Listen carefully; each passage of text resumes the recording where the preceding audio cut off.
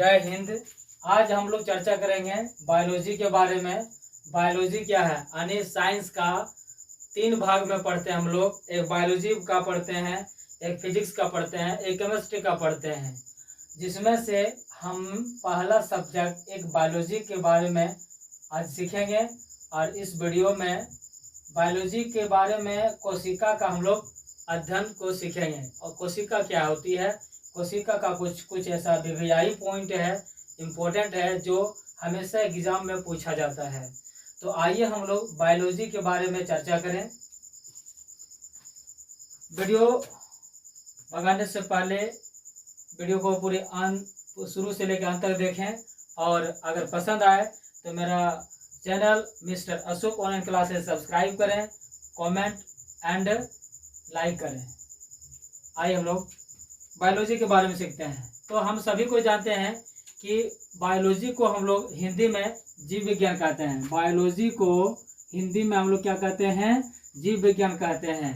Biology का अर्थ क्या होता है, बायो जोड़ लॉजी। बायो का अर्थ होता है, बायो का जो अर्थ है यहाँ पे, बायो का अर्थ जो होगा वो होता है जीव, जीवों यानी जीव का अध्ययन। और लॉजी का मतलब हो गया अध्ययन, यानी जीवों का अध्ययन ही बायोलॉजी कहलाता है। और जीव विज्ञान यानी हमेशा हम इसके बारे में, जीव के बारे में सीखते हैं, सजीव वस्तुओं के बारे में सीखते हैं। सजीव का जो अध्ययन होता है वो सिर्फ और सिर्फ बायोलॉजी के बारे में, बायोलॉजी में ही दिया जाता है। बायोलॉजी में जितना भी हम लोग अध्ययन करेंगे सिर्फ सजीव के बारे में चर्चा करेंगे। तो पहला पॉइंट इसका जो दिया गया है बायोलॉजी के बारे में, तो बायोलॉजी को लोग हिंदी में जीव विज्ञान कहते हैं। सजीव का अध्ययन जीव विज्ञान कहलाता है। सजीवों का अध्ययन कहने का मतलब है कि सजीव जिसमें जान प्राण और कुछ चलने बोलने गति करने की लक्षण पाई जाती है उसे सजीव कहते हैं। यानी जीव विज्ञान किसे कहते हैं, क्वेश्चन ये भी पूछा जाता है कि जीव विज्ञान किसे कहते हैं।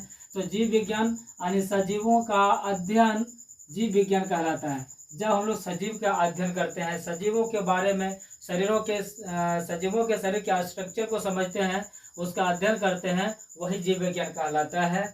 जीव विज्ञान के जनक अरस्तु है।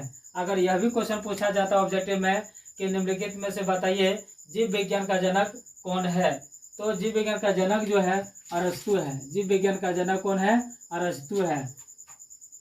अगर कहा जाए तो जनक का मतलब पिता की रूप होता है, जीव विज्ञान को जन्मदाता जो है वो जनक का अरस्तु माना जाता है। जीव विज्ञान के 2 शाखाओं में बांटते हैं। जीव विज्ञान को हम लोग 2 शाखाओं में बांटते हैं। पहला क्या हो गया, जूलॉजी, और दूसरा क्या हो गया, बॉटनी। तो जूलॉजी का जो है वो जूलॉजी के जो जनक है वो भी उसमें हम लोग क्या बोलते हैं, अरस्तु। ये भी क्वेश्चन पूछा जाता है कि जूलॉजी जो है, जूलॉजी जनक कौन है, जूलॉजी के जनक अरस्तु ही है। इसके अंतर्गत में हम लोग सिर्फ और सिर्फ इसको जूलॉजी के अंदर में सिर्फ हम लोग जंतुओं का अध्ययन करते हैं, जंतुओं के बारे में सीखते हैं। और जंतुओं का श्रेणी में मनुष्य भी आ जाता है। आइए हम लोग देखते हैं। इतना थोड़ा सा मेरा क्या था कि जीव विज्ञान के बारे में डिफिनेशन था। जीव विज्ञान क्या है, जीव विज्ञान किसे कहते हैं, जीव विज्ञान का जनक कौन है, जीव विज्ञान का कितने शाखाओं में बांटते हैं। तो जीव विज्ञान को 2 शाखा में बांटते हैं, एक जूलॉजी एक बॉटनी, जिसमें से जूलॉजी का जनक ही अरस्तु माना जाता है।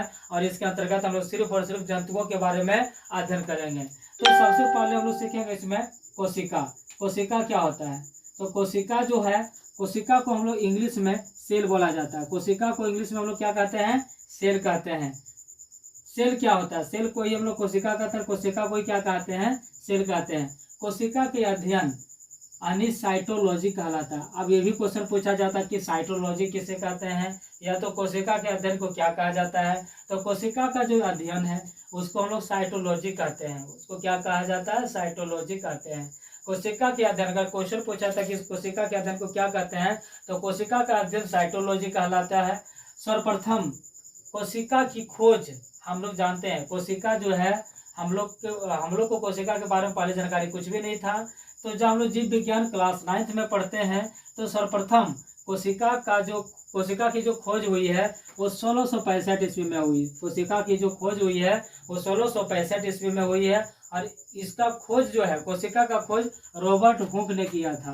कोशिका का खोज किसने किया था? तो कोशिका का खोज रॉबर्ट हुक ने किया था, किंतु इन्होंने जो कोशिका का खोजा था वो जीवित कोशिका नहीं था। ये रॉबर्ट हुक ने ये जो है मृत कोशिकाओं का खोज किया था। इनको ही हम लोग फादर ऑफ साइटोलॉजी कहते हैं। अगर पूछा जाए फादर ऑफ साइटोलॉजी किसे कहते हैं, तो हम लोग रॉबर्ट हुक को कहते हैं। फादर ऑफ साइटोलॉजी जो है वो रॉबर्ट हुक को कहते हैं। नेक्स्ट पॉइंट में दिया है सर्वप्रथम जीवित कोशिका की खोज किसने किया था? ये भी क्वेश्चन पूछा जाता है। तो सर्वप्रथम जीवित कोशिका की खोज 1674 ईस्वी में एंटोनी वॉन ल्यूवेनहॉक ने किया था। ये बात आप अच्छी तरह से जान लिए हैं कि जीवित कोशिका की जो खोज किया था उस वैज्ञानिक का नाम एंटोनी वॉन ल्यूवेनहॉक ने किया था और 1674 में किया था। और इन्होंने जीवित कोशिका की खोज की थी। इन्हें ही फादर ऑफ बैक्टीरियोलॉजी कहते हैं। अगर क्वेश्चन में पूछा तो फादर ऑफ बैक्टीरियोलॉजी किसे कहते हैं, तो एंटोनी वॉन ल्यूवेनहॉक ने यानी उसी को कहा जाता है। एंटोनी वॉन ल्यूवेनहॉक ने किया था। इन्हें फादर ऑफ बैक्टीरियोलॉजी कहते हैं। उसके बाद पॉइंट बनता है कि रॉबर्ट ब्राउन ने क्या किया था। तो रॉबर्ट ब्राउन भी आया था। इसके बाद रॉबर्ट ब्राउन आया।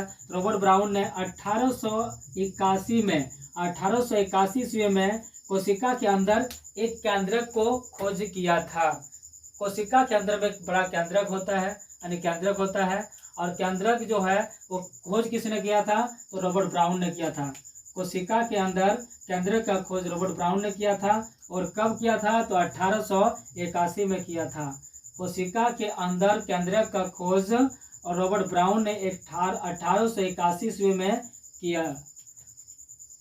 दूसरा स्लाइडन एवं शवान ने कोशिका सिद्धांत दिया। कोशिका सिद्धांत भी दिया और कहा कि शरीर जो कोशिका से बनता है, यानी शरीर कोशिकाओं से मिलकर के बनी होती है। अतः कोशिका शरीर की सबसे छोटी इकाई थी। हमारे शरीर जो बना हुआ है वो हर पार्ट में, शरीर का हर पार्ट में कोशिका है, और कोशिका बहुत ही छोटी छोटी इकाई में समूह बना करके उत्कों का निर्माण करता है और फिर उत्को हमारे शरीर के अंग का निर्माण करता है।